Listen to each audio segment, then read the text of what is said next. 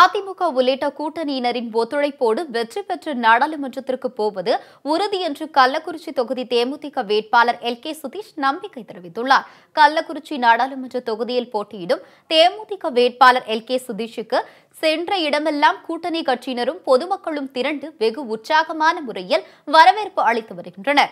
தொகுதிக்கு உட்பட்ட பகுதிகளில் சூறாவளியாக சுழன்று வாக்கு சேகரிப்பில் ஈடுபட்டு வருகிறார் எல்.கே. சுதீஷ். இந்நிலையில் ஏற்காடு சட்டமன்ற தொகுதிக்கு உட்பட்ட அயோத்தியா பட்டணம் ஒன்றியம் சார்பாக வேட்பாளர் அறிமுக கூட்டம் வலசையூரில் நடைபெற்றது.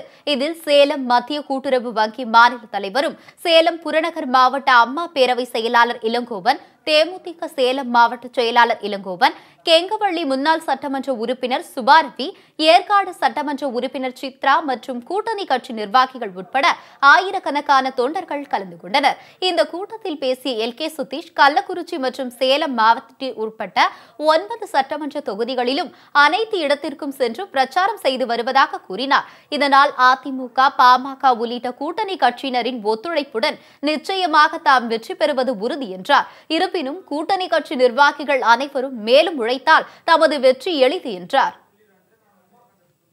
பத்திரிகையாளர் கேட்கறாங்க, இந்த தொகுதியில் நீங்க என்ன பண்ணுவீங்க? என்ன பொறுத்த வரைக்கும் பெரிய லிஸ்டே போடலாம். 2009 லிஸ்ட் போட்டுருக்க, 14 போட்டிருக்க. இந்த முறை நான் லிஸ்ட் போட போறதில்ல. ஏன்னா இந்த வாட்டி நான் வேட்பாளர் வந்திருக்கேன். எனக்கு தெரியும் நீங்க எல்லாம் இருக்கீங்க. நான் உங்க வேட்பாளர் இருக்கேன். உங்களுடைய எம்பியை கண்டிப்பா நான் ஜெயிப்பேன் நம்பிக்கை எனக்கு இருக்கு.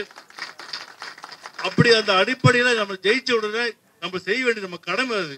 நான் ஜெயிச்சா இது பண்ணுவேன் அப்படின்னு நம்ம சொல்லக்கூடாது. இது என்னோட கடமை, மக்களுடைய கடமை. அது வெற்றி பெற்று என்னோட தொகுதிக்கு, என்னோட மக்களுக்கு நம்ம தான் செய்யணும். இதைத் தொடர்ந்து ஏற்காடு சட்டமன்ற தொகுதிக்கு உட்பட்ட அயோத்தியா பட்டினத்தில் உள்ள இதயசுடர் நரசிம்மன் மற்றும் மெடிக்கல் ராஜசேகர் ஆகியோர்களை சந்தித்து எல்.கே. சுதீஷ் ஆதரவு திரட்டினார். முன்னதாக அயோத்தியா பட்டினத்தில் உள்ள தனியார் மழலையர் பள்ளிக்கு சென்ற எல்.கே. சுதீஷ் அங்கு பயிலும் குழந்தைகளுடன் கொஞ்சி பேசி மகிழ்ந்தார்.